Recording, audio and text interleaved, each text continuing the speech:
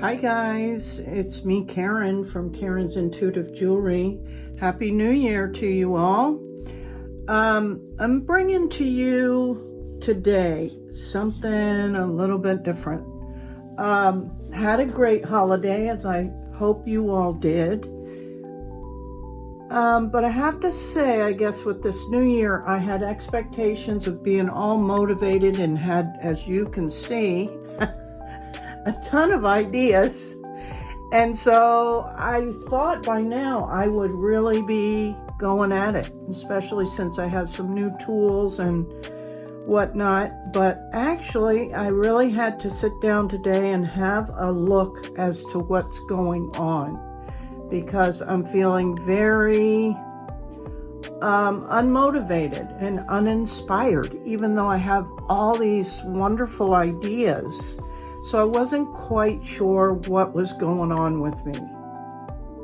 I would also like to say that I have been motivated in other areas. For example, I've really been feeling motivated to do some cleaning out and out with the old, in with the new, so to speak, which I kind of get like that from time to time. And you all know, because I've been real busy with the new jewelry studio. So I've been in that mode, like cleaning things out and moving things around and all that. And as I said, I recently did make some pretty nice stuff. So it's after a few days I have to, because I'm that uncomfortable. And that old saying about without pain, there'd be no change. And that certainly applies to me and has throughout my life.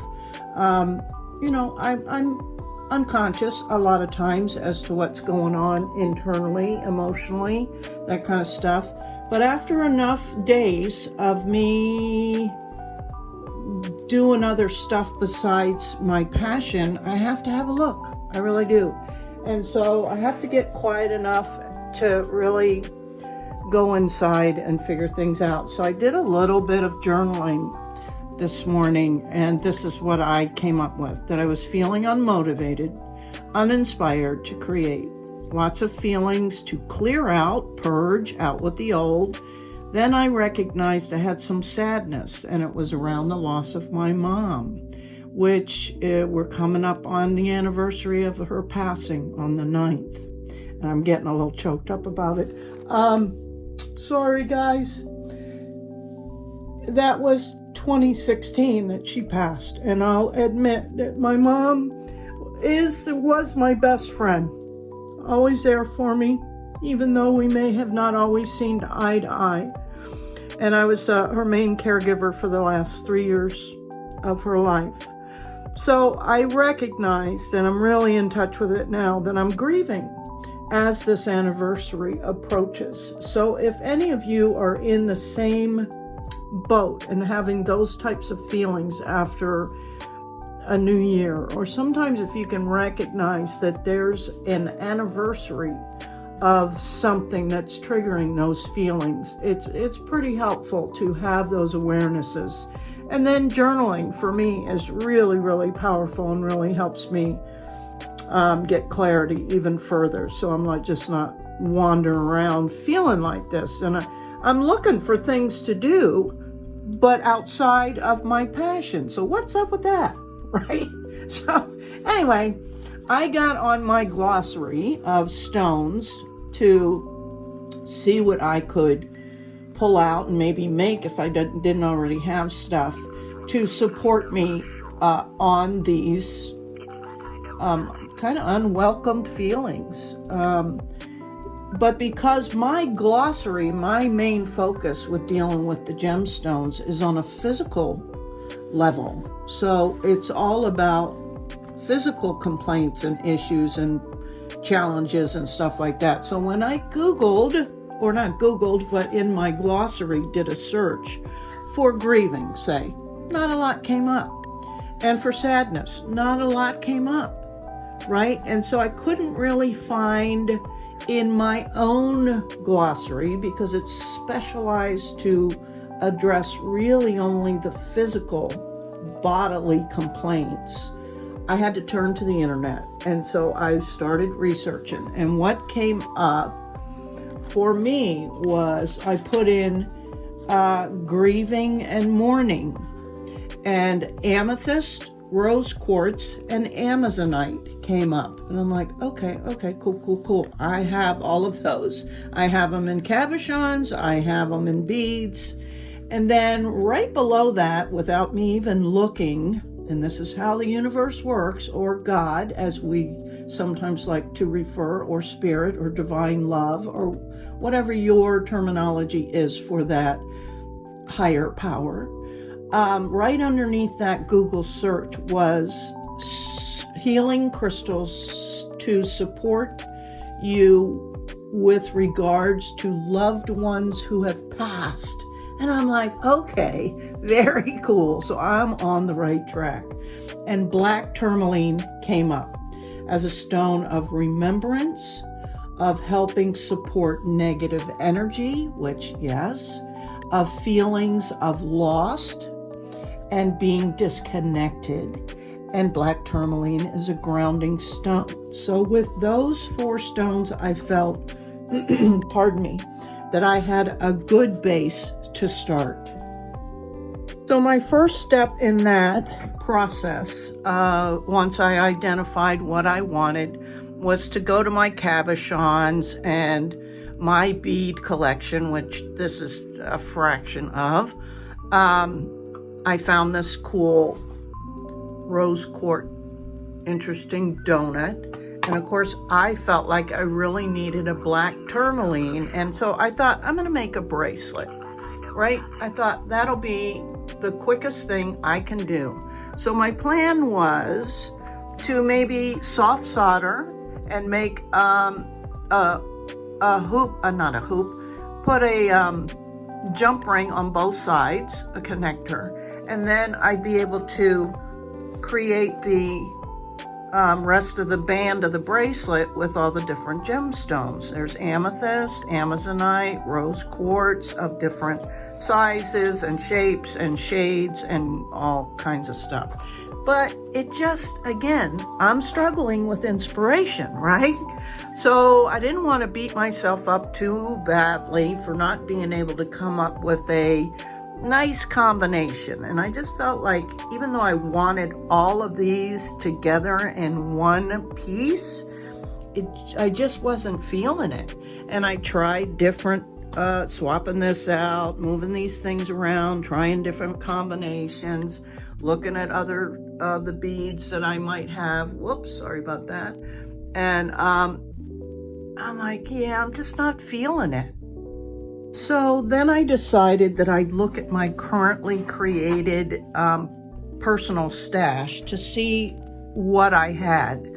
And lo and behold, I have a black tourmaline that I created probably last year. It started to get a little bit dull and whatnot, but with a little pro polishing pad, that shine will come up nicely. So I'm going to clean this up, and I can put this on right away for the grounding portion and the remembrance and all of the feelings of being lost and sad. So that's like, yay. And then I'm like, oh, and I have this lovely rose quartz that I created a macrame net for, right? This is really old.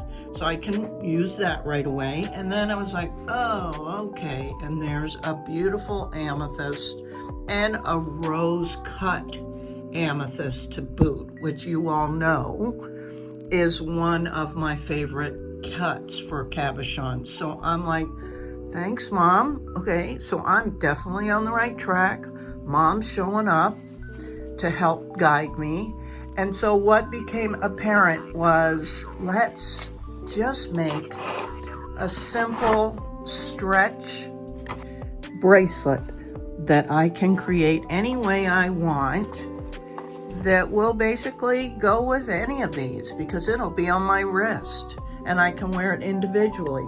So I can layer my necklaces, or I can maybe pick one necklace and wear for a few hours and then swap it out and wear another one, or I can wear one a day, or you know what I'm getting at. And that is all going to be based on how I'm feeling and the guidance from my dear mom.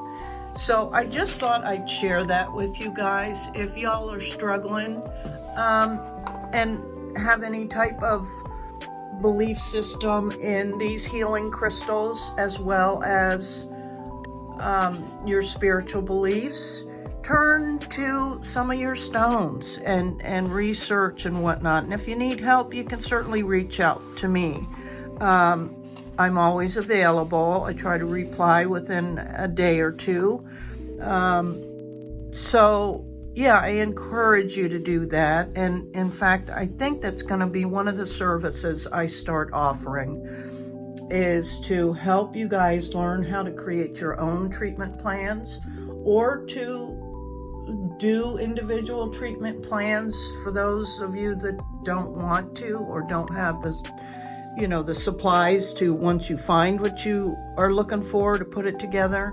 Anyway, you get where I'm going, because I told you guys at the end of the year to be on the lookout for new things coming down the pike for services in Karen's Intuitive Jewelry. And I'm really feeling, especially now after I actually had the need myself.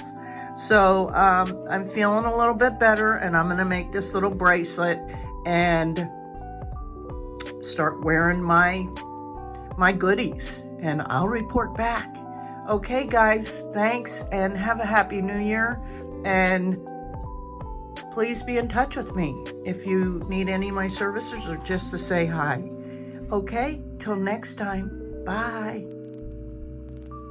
Okay, guys, as an afterthought, I just thought I'd share with you the final product and what I used to make it. I just used this Magic or Stretch Magic 1 millimeter, and you just stretch it out before you string everything on. And then a good way to conceal your knot is to plan ahead for a wide hold, either a gemstone bead or a spacer bead. So I did mixed metals. I did some silver bead caps, and I did the gold so that it wouldn't clash with anything, really. And of course, you all know, maybe you don't, the way you put on stretched jewelry is you roll it on, so it, doesn't risk pulling it apart. Same way with taking it off. You roll the piece off as opposed to just yanking it open. So this is what I came up with. All Amazonite and a big spacer bead where I hid the knot for this. So there's the final product. I love it. And so I'm gonna select some pieces to wear the next few days to help me in my recovery of this grieving period I'm having for my mom. So thanks again, guys. I appreciate you so, so much.